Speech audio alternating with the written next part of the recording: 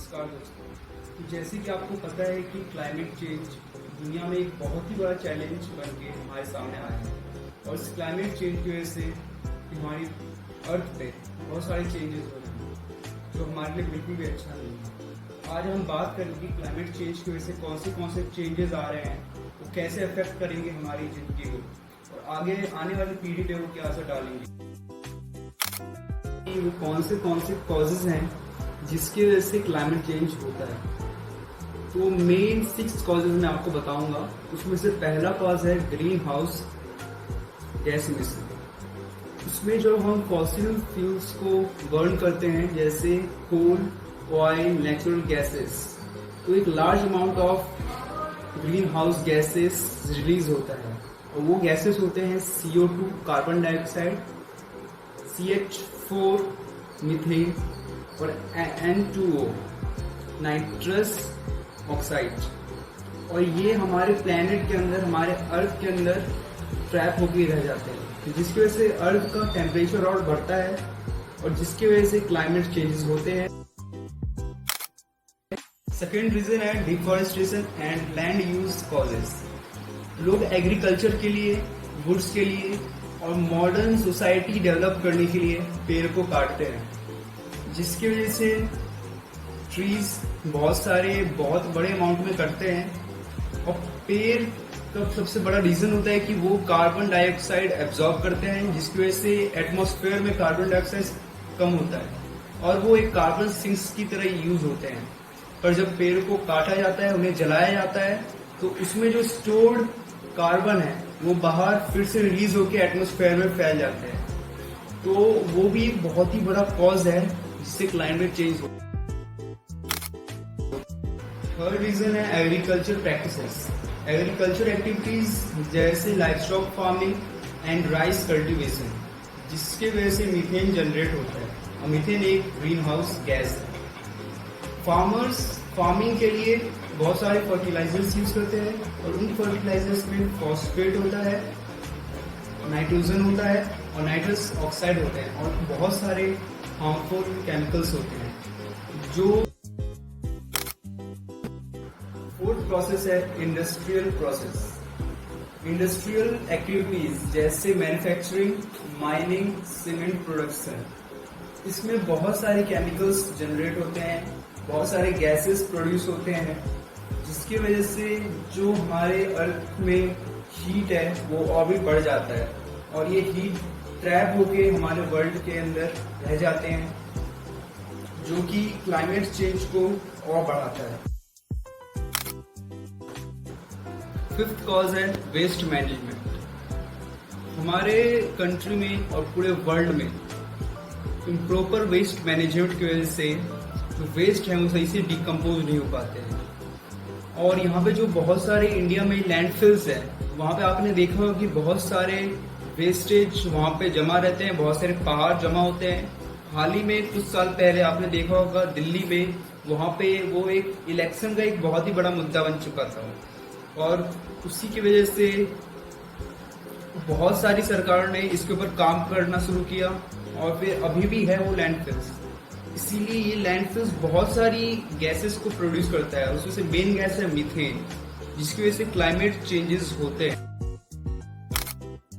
Sixth cause है natural factors. Unpredictable volcanic eruptions जो बहुत सारी जगहों में होता है और जिसकी वजह से ये शॉर्ट टर्म क्लाइमेट चेंज को अफेक्ट करता है और जिसकी वजह से शॉर्ट टर्म क्लाइमेट चेंज होता है। ह्यूमंस के कंपैरिजन में ये बहुत ही शॉर्ट टर्म के लिए क्लाइमेट के चेंज को अफेक्ट करते हैं, लेकिन ह्यूमंस और इनके दोनों के बीच में बहुत ही बड़ा गैप है, क्योंकि वॉल्केनिक इरप्शंस बहुत ही शॉर्ट टर्म या फिर बहुत ही माइन्यूट लेवल पे वो अफेक्ट करते हैं क्लाइमेट चेंज को, बट ह्यूमंस एक बहुत ही लार्ज लेवल पे क्लाइमेट चेंज को अफेक्ट।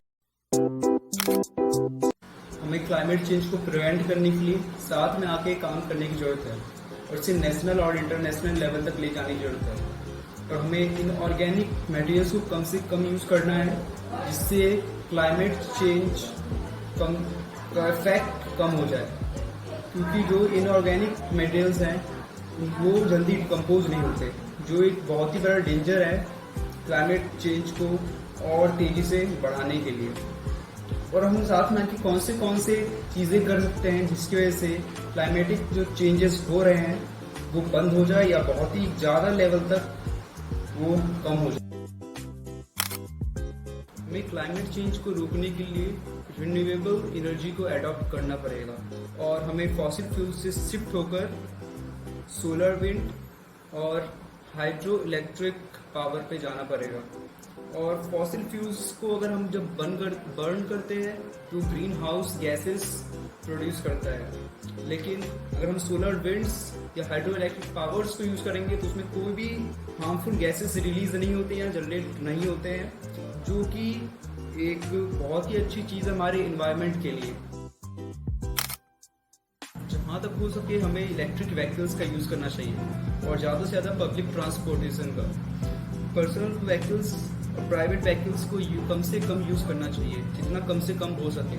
उससे कम पॉल्यूशन फैलेगा और क्लाइमेट चेंज उतना ही धीरे से होगा या बहुत ही कम लेवल तक क्लाइमेट चेंज होगा और क्लाइमेट चेंज बहुत ही कम हो जाएगा। और एक और सबसे इम्पोर्टेंट पॉइंट, जो हम पेड़ को काटते हैं मीन्स डिफॉरेस्टेशन, हमें उसे रोकना पड़ेगा, क्योंकि पेड़ काटने से जो पेड़ के अंदर के कार्बन डाइऑक्साइड है वो बाहर आ जाते हैं और बाहर इन्वायरमेंट में और ज़्यादा पॉल्यूशन फैल जाता है। तो अगर हम उसके बदले और पेड़ लगाएं, उससे ऑक्सीजन का लेवल बढ़ेगा, CO2 का लेवल कम होगा, उससे हमें फ्रेश ऑक्सीजन भी मिलेगा, फ्रेश एयर भी मिलेगा और क्लाइमेट चेंज को कम करने में, उसे रोकने के लिए एक बहुत ही बड़ा कदम होगा। हमें ज़्यादा से ज़्यादा रिसाइकलिंग को प्रमोट करना है और कम से कम प्लास्टिक्स को यूज़ करना है, उससे प्लास्टिक का अमाउंट कम होगा।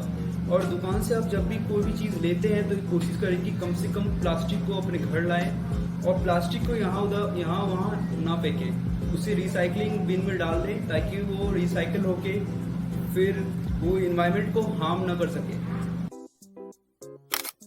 सबसे मेन पॉइंट है अवेयरनेस। अगर आप अवेयर ही नहीं होंगे इन चीज़ों के बारे में, क्लाइमेट चेंज के बारे में, कि आपको क्या करना है इसके लिए, ये क्या होता है और ये कैसे आपके लिए डेंजर है, तब तक क्लाइमेट चेंज कम नहीं होगा। इसलिए आप जितना से ज़्यादा इसको आप फैला सकते हैं, जितना से ज़्यादा आप शेयर कर सकते हैं, जितने लोगों को आप बता सकते हैं उनको बताइए और अवेयर करिए।